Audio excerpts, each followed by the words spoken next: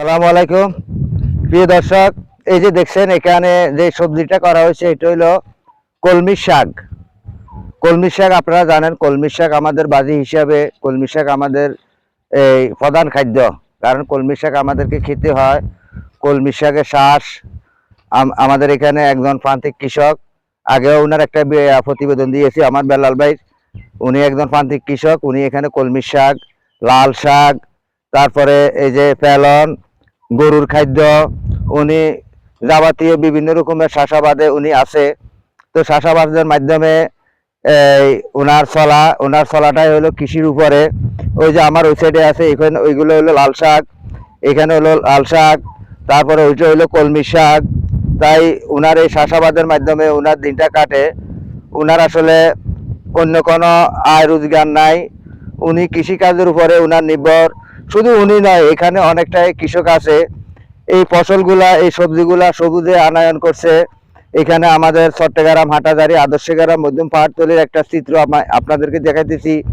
এখানের কৃষকেরা কেউ বসে থাকে না, সবাই চাষাবাদের মাধ্যমে থাকে। চাষাবাদ ছাড়া তাদের আর চলে না, কারণ তাদের কোনো অন্য কিছু নাই, তাদের কোনো ছেলে প্রবাসে নাই, ছেলে টেলে নাই, তারা কৃষিকাজের উপরে তাদের নির্ভর।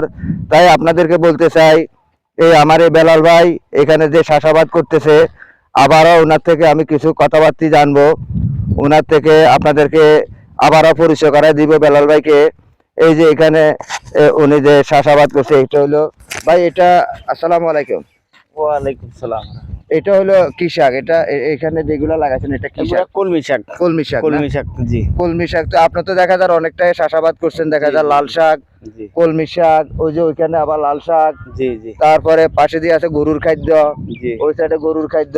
জি তো এই আপনার শুধু চাষাবাদের উপরে আপনার নির্ভর জি নাকি? জি জি চাষাবাদ, ক্ষেত খোলা, সবজির উপরে নির্ভর এমনি করে কোনো আবার। মাদ্রাসা চাকরি বাকরি করেন না? না, আগে চাকরি করতাম, এখন আপাতত চাকরি নাই, চাকরি করিনি। আমার বড় ছেলে ছিল, বড় ছেলেটা মারা যাওয়ার পর থেকে আমি ওনার বড় চাকরি- ছেলেটা, প্রিয় দর্শক, ওনার বড় ছেলেটা মারা গেছে। এখন ছোট, এখন ছেলে কয়টা আছে? ছেলে দুইটা, মেয়ে একটা।